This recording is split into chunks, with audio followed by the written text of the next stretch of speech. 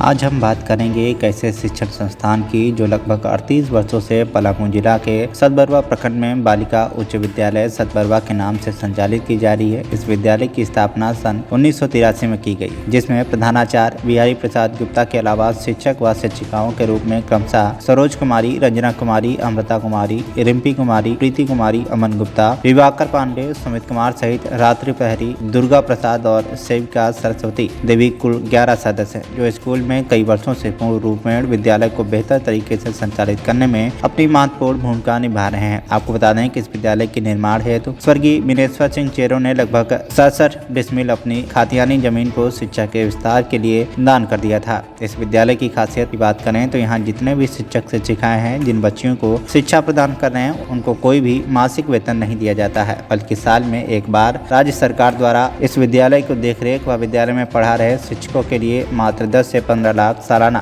भेजा जाता है। आपको बता दें कि इस विद्यालय में ऐसी बालिकाएं पढ़ती हैं जो अत्यंत पिछड़ा, बहुजन और आदिवासी समाज से आती हैं, जिनमें कोई भी विद्यालय शुल्क नहीं लिया जाता है। पूर्ण रूप से सरकारी अनुदान पर इन बच्चियों का भविष्य टिका है। स्कूल के प्रधानाचार्य बिहारी प्रसाद गुप्ता से खास बातचीत की हमारे संवाददाता अजय कुमार सिंह ने। आइए देखते हैं इस विद्यालय की पूरी कहानी विद्यालय के प्रधानाचार्य की जुबानी। पलामू, झारखंड से। नमस्कार, आप देख रहे हैं टीवी 1 इंडिया न्यूज और मैं हूं अजय कुमार। आज हम उपस्थित हैं सतबरवा प्रखंड के सतबरवा मार्केट लगती है, सतबरवा ब्लॉक भी है और सतबरवा थाना भी है, इसी के पास हम उपस्थित हैं। और आपको एक बहुत बढ़िया जानकारी हम ये दे रहे हैं कि यहाँ पे लगभग 1983 से एक स्कूल चलाया जा रहा है जिसका नाम है बालिका उच्च विद्यालय सतबरवा, जो सरकार के स्थापना अनुमति के अनुसार ये प्राप्त है, जिसको अनुदान के तहत इसको चलाया जाता है। और लगभग यहाँ पर कितनी बच्चियाँ हैं सर, जानकारी लेंगे हम। हमारे बीच उपस्थित है इसी स्कूल के प्रधानाचार्य। आप सबसे पहले सर अपना नाम बताइए।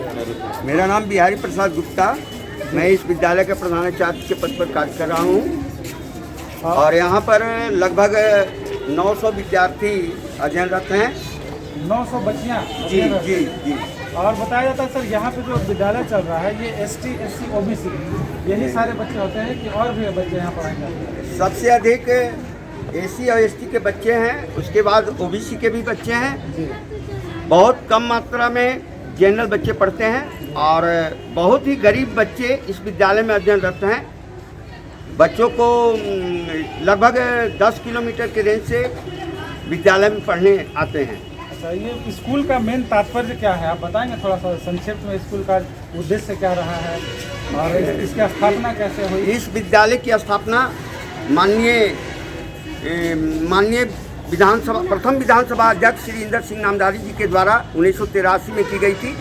यहाँ की जनता की मांग पर की गई है।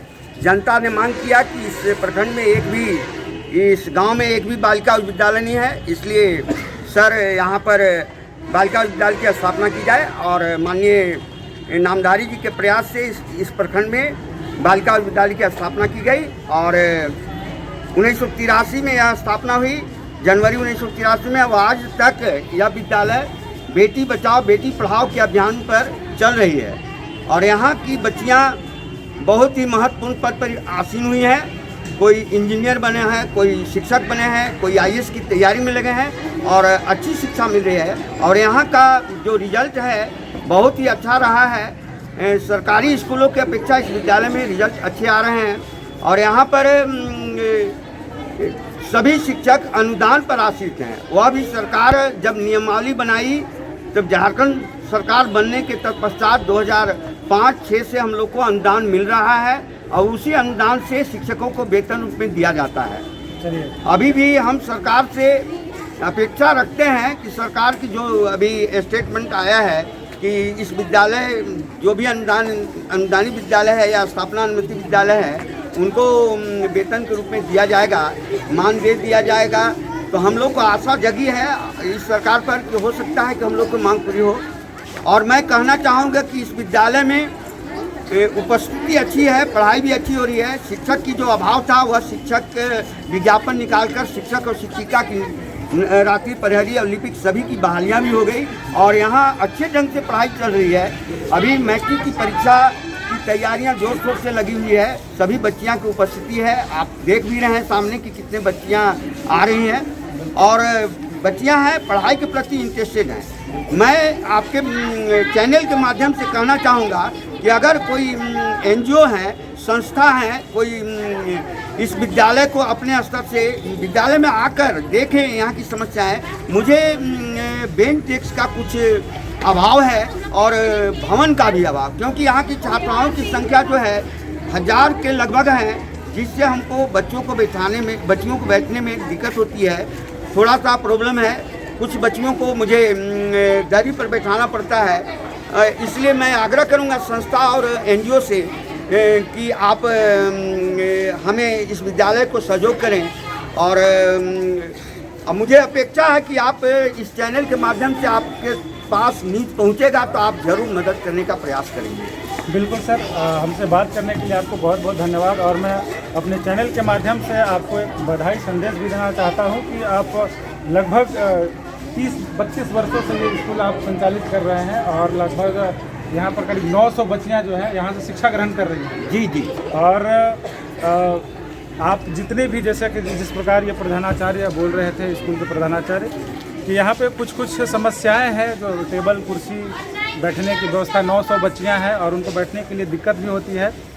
तो जितने भी आप एनजीओ जो सामाजिक कार्यकर्ता हैं या फिर एनजीओ हैं जो आप इस क्षेत्र के लिए काम करते हैं, उनसे भी मेरी आग्रह होगी कि आप इनके बातों पर विचार करते हुए अगर आपके तहत अगर कुछ सहयोग मिल पाए तो बेशक आप इस स्कूल के लिए सहयोग करें, क्योंकि ये आपके क्षेत्र के बच्चे के भविष्य के सवाल है और बच्चियाँ यहाँ से शिक्षा ग्रहण कर रही है, ये सबसे बड़ी महत्वपूर्ण चीज़ है।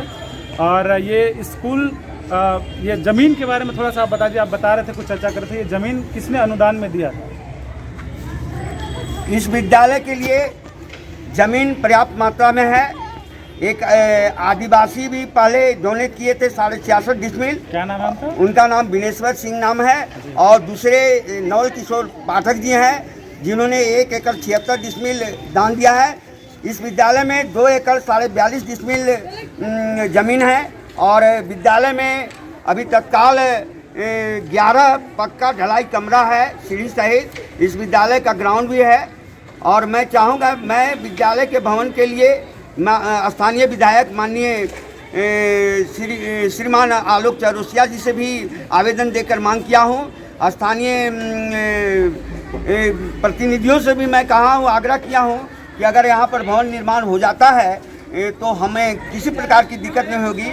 और मेरा प्रयास है, अगर आप मुझे ये सारी चीज़ हो जाएगी तो मैं झारखंड प्रदेश में इस विद्यालय का नाम आगे लाने का प्रयास करूँगा।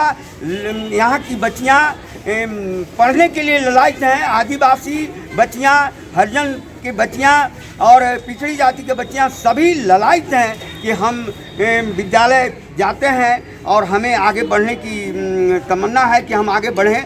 और मैं किसी भी स्थिति में पढ़ाई से कोई बाध्यता से कोई हम समझौता नहीं करता हूँ। मुझे पढ़ाई चाहिए, मुझे रिजल्ट चाहिए और लड़कियां भी बहुत खुश रहती हैं पढ़ाई के प्रति।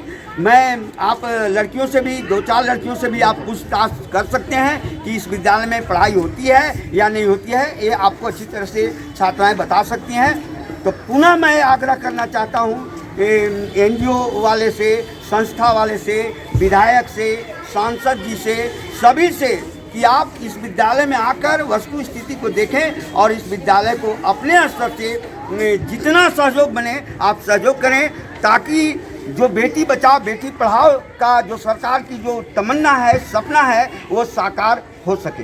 बिल्कुल, आप जिस प्रकार जानकारी दे रहे हैं बेटी पढ़ाओ बेटी बचाओ का अभियान जो है सरकार का, वो कैसे सफल होगा, ये इसका आप जीता जागता एक उदाहरण भी है और आप उस पर अमल भी कर रहे हैं। आइए हम स्कूल के जो विद्यार्थी हैं, जो बच्चियां हैं, उन्हीं में से किसी से मैं बात करूंगा।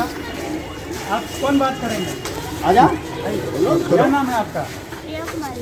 कहाँ, घर कहाँ है आपका? प्रिया कुमारी। सतबरवा में कहाँ? खास सतबरवा के हैं? मेला कांड में। कौन सा मेला कांड है? अच्छा, इधर जो मेला लगता है। चलिए, आपके जो प्रिंसिपल साहब हैं वो बता रहे थे कि बच्चों को यहाँ पर बेहतर शिक्षा दी जाती है, तो कैसा लगता है यहाँ जब पढ़ाई करने आते हैं? क्या अंतर आपको लगता है यहाँ सरकारी स्कूल में और इसमें? कोई अंतर नहीं है। मतलब यहाँ के टीचर कैसे हैं, कैसे व्यवहार के साथ हैं?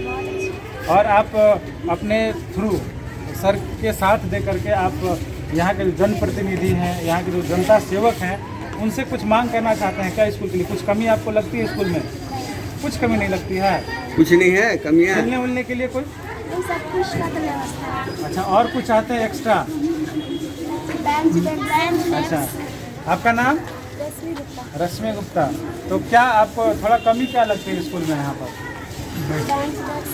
बेंच डेस्क की मतलब एक अच्छा, मतलब 900 विद्यार्थी हैं आप लोग, तो बढ़ने वाकई में हम जैसा देख सकते हैं कि यहाँ पे कितना रूम बता रहे थे सर आप?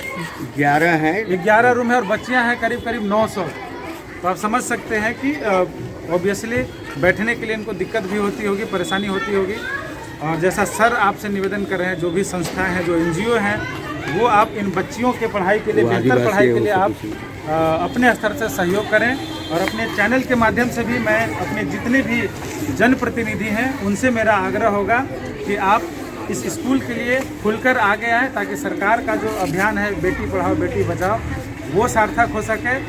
मैं TV1 इंडिया न्यूज़ से पलामू ब्यूरो चीफ संवाददाता अजय कुमार सिंह, कैमरामैन धर्मेंद्र के साथ। नमस्कार। देखते रहिए TV1 इंडिया न्यूज। नमस्कार। और TV1 इंडिया न्यूज की खबरों को ज़्यादा से ज़्यादा शेयर करें और चैनल को सब्सक्राइब जरूर करें।